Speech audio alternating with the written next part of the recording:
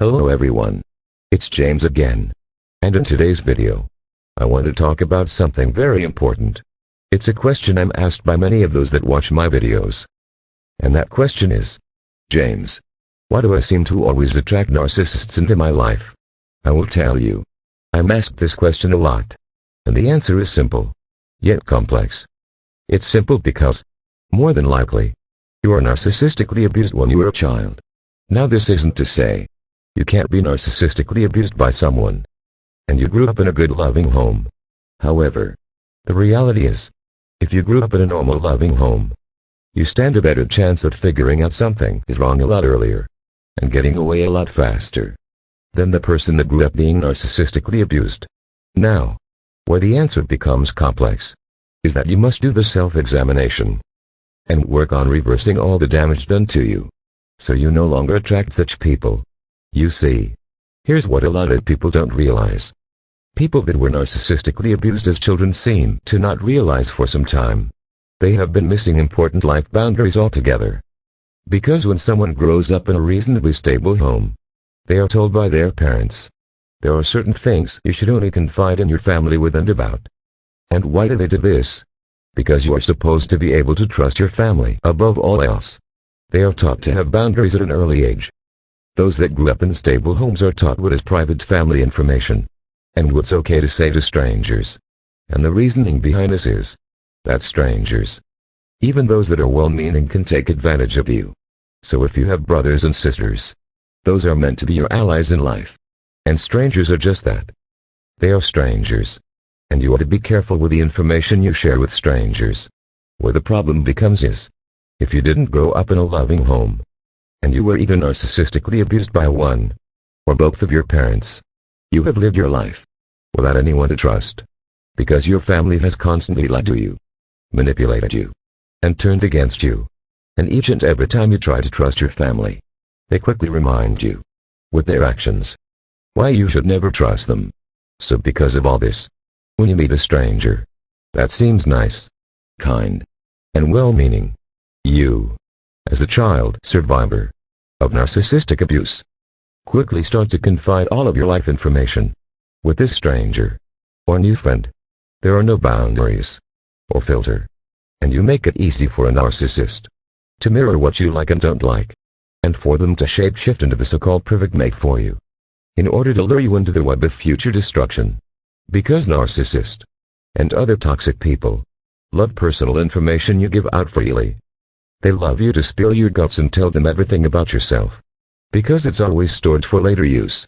This is why healthy parents teach their children to rely on each other, to confide in each other, before they would a stranger. Because they know there are many people out there that will use this weakness of having no boundaries to use and abuse you. And when you don't have this support system, when you don't have family you can trust, you are ripe for narcissists to enter your life, over and over again. This is the main reason why so many people find themselves magnets, it seems, for narcissists. So you see, the answer is simple. But to dig deeper into this issue is complex. This is why, if you have been narcissistically abused by anyone, sit down and think about your life. Try to determine where all of this is coming from. If you find that it stems from your childhood, which more than likely it does, do yourself a big favor. Get some professional help. Help from someone that has experience with narcissistic personality disorder, and more importantly, someone that has experience helping victims of such abuse. The reason why this is so important is there are many doctors out there that know a lot about mental illness and very little about personality disorders. Because for a mental illness, they figure out what chemical imbalance someone has. Then they prescribe a pill. Then they talk to you over a course of time to figure out if that pill is helping you or not. You don't want this kind of doctor at all. You are wanting a doctor that can tell you in great detail his experience dealing with narcissists and their victims. It would also be a big help if they had experience with a narcissist in their own personal life.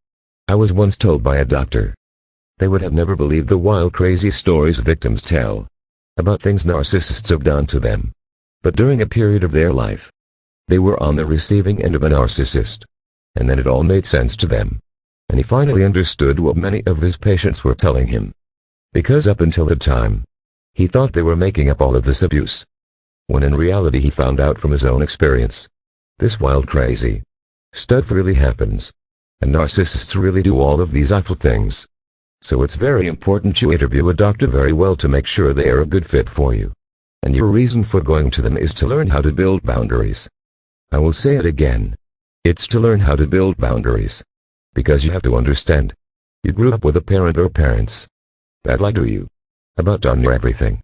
So you may not realize it. There may be things that you might be doing that could repel good people.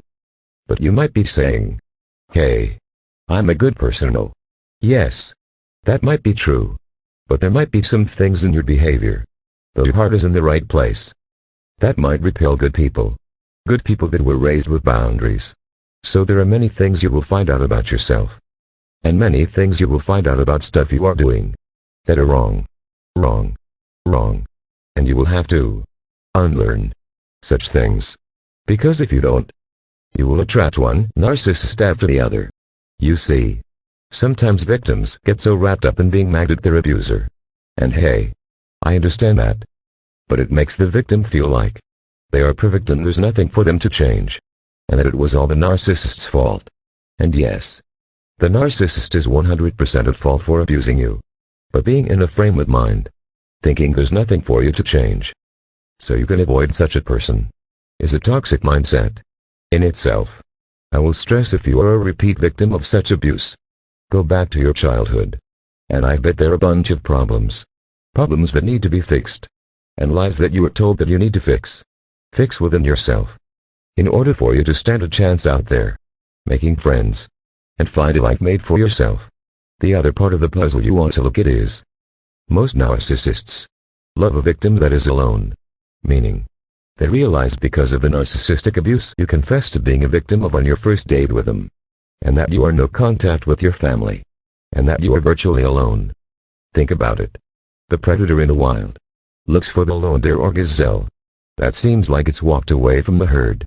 This weak little animal standing all by itself is easy for a predator to snatch up and eat for lunch. Well, a narcissist thinks the same way. They may try to get you to rely on them as a support system. A support system you can't do without. So when the abuse starts, you don't want to let them go. Because from your point of reference, this is the only person that gave you any kind of a support system. Even though this support system is as fake as a $3 bill. So what do? How do you fix this? Well, through your journey of getting help, you will learn boundaries and how to have friends. This is the first step. Because many abuse victims, unknowingly, don't know how to have friends. They are seeking a brother and sister in every friend they meet, not realizing these people have their own brothers and sisters. Brothers and sisters they will be more loyal to than you. And by learning boundaries and learning how to make friends, you will learn how to let someone earn your trust. Because this doesn't mean you will never confide this information to anyone. But what it means is, if you do, you will be making sure it's with the right person you can trust. And even then it's okay to keep some of this information to yourself. You will learn the difference between an acquaintance, friends, and best friend. And even with a best friend, it's okay to keep some things to yourself. And through this process of making friends, having a life, going places, and doing things, you won't appear to be a lone animal in the woods for a predator to target. You see, most victims are isolated. And I will talk a lot more about this in another video. But because of smear campaigns done by your narcissist parent or parents, you may have lost all of your friends. Or maybe you could never keep any friends around long enough because of the toxic nature of your parent or parents. And add to the fact your behaviors were taught to you by the way of lies from your narcissist parent or parents. Then you look around one day, and you're alone. No real friends to speak of. No one that cares for you for real.